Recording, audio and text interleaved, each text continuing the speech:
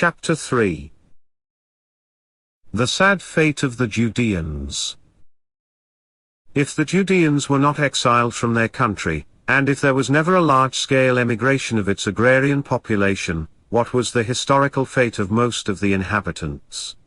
The question did arise, as we shall see, in the early days of the Jewish national movement, but it vanished into the black hole of the national memory.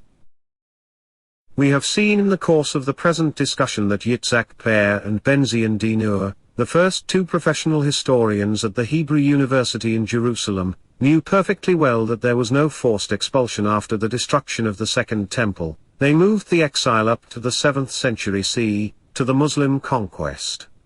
As they described it, it was only the arrival of the Arabs that caused the demographic upheaval that uprooted masses of Judeans from their native land and made it the homeland of strangers.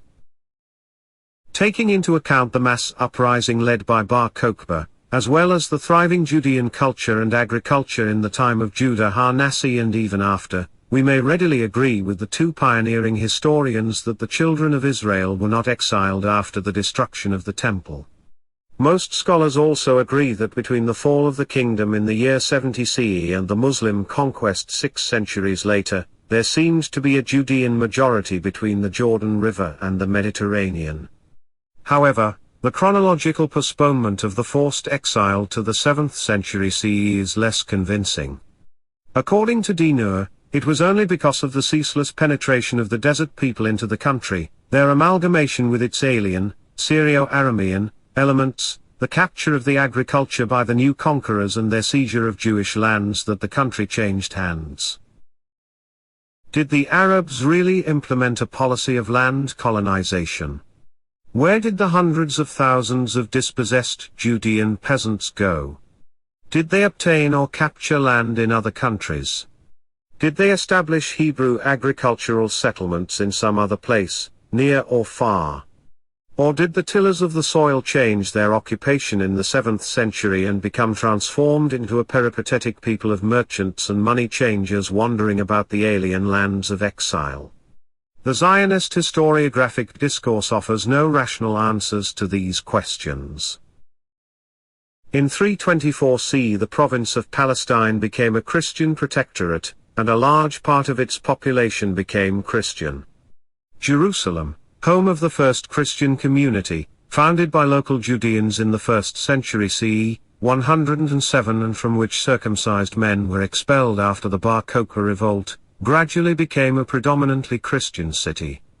The list of participants in the First Christian Council, in Nicaea in 325 CE, reveals that there were also Christian communities in Gaza, Jabneh, Ashkelon, Ashdod, Lod, Lydda, Beit Shean, Shechem, Gadara and elsewhere. It appears that the disappearance of Jews from the country coincided with the conversion of many of them to Christianity. Yet the evidence shows that the spread of Christianity did not eliminate the Jewish presence in the country, and that the population was a diverse mosaic of many new Christians, a solid block of Jewish believers, a strong Samaritan minority, and of course the pagan peasantry, which would persist for a long time on the margins of the monotheistic religious cultures. The tradition of rabbinical Judaism in Judea, reinforced by its strong connections to Babylonia, limited the ability of dynamic Christianity to win souls all over the Holy Land. Nor did the Christian repressions of the Byzantine authorities succeed in extinguishing the Jewish faith and worship or in stopping new synagogues going up, as the last uprising in the Galilee in 614 CE, led by Benjamin of Tiberias, clearly proved. Ber, Dinur and other Zionist historians were not mistaken in stating that this significant Jewish presence was drastically reduced following the Muslim conquest in the 7th century, but this was not due to the uprooting of Jews from the country, for which there is no shred of evidence in the historical record. Palestine, the former Judea, was not swept by masses of migrants from the Arabian desert who dispossessed the indigenous inhabitants. The conquerors had no such policy, and neither exiled nor expelled the Judean agrarian population, whether they believed in Yahweh or in the Christian Trinity. The Muslim army that swept like a typhoon out of Arabia and conquered the region between 638 and 643 CE, was a relatively small force. The largest estimate of its strength is 46,000 troops, and the bulk of this army was later sent on to other fronts on the borders of the Byzantine Empire. While the troops stationed in the conquered country brought in their families, and probably seized land so as to settle them there, this could hardly have made for a serious change in the population. It might have reduced some of the residents to tenant farming. Moreover, the Arab conquest interrupted the thriving commerce around the Mediterranean, leading to a gradual demographic decline in the region, but there is no evidence that this decrease led to the replacement of a people.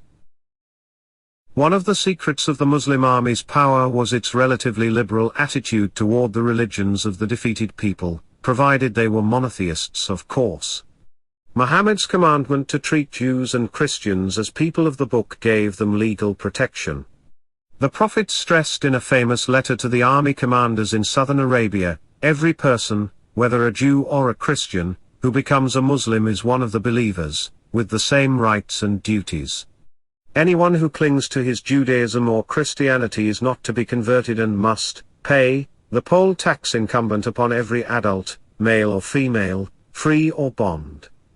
No wonder that the Jews, who had suffered harsh persecution under the Byzantine Empire, welcomed the new conquerors and even rejoiced at their success. Jewish and Muslim testimonies show that they helped the victorious Arab forces.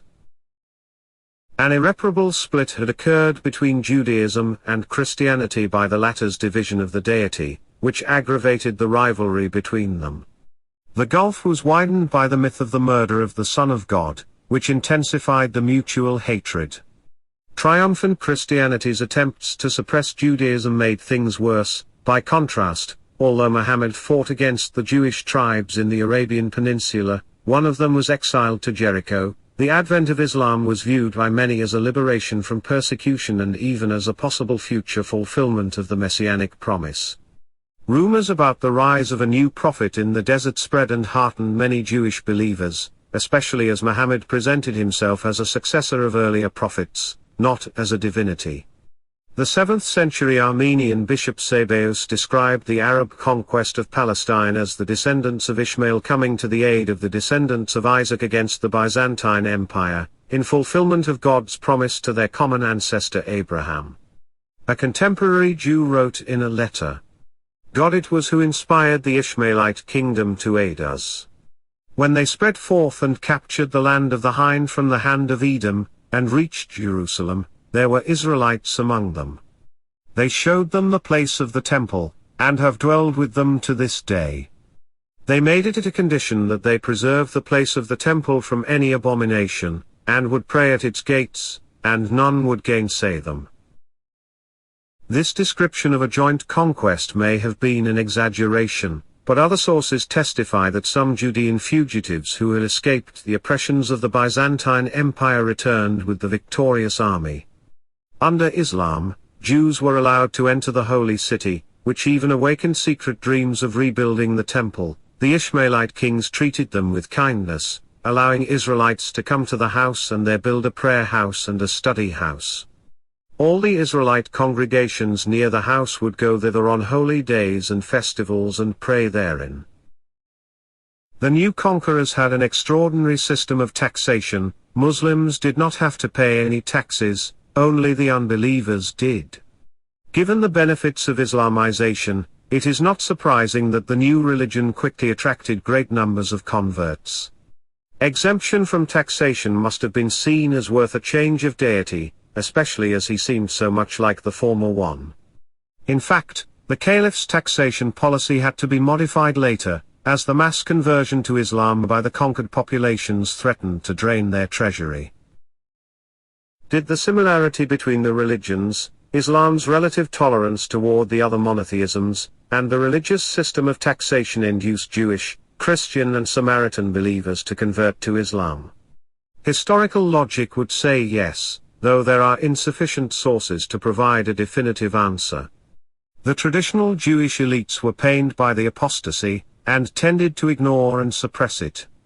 Zionist historiography followed them, turning its back on any meaningful discussion of the issue. Abandoning the Jewish religion was generally interpreted by modern sensibilities as betraying the nation, and was best forgotten. During the Byzantine period, despite the persecutions, a good many synagogues were built. But after the Arab conquest, construction gradually came to an end, and Jewish prayer houses grew scarcer. It is reasonable to assume that a slow, moderate process of conversion took place in Palestine/Land of Israel, and accounted for the disappearance of the Jewish majority in the country.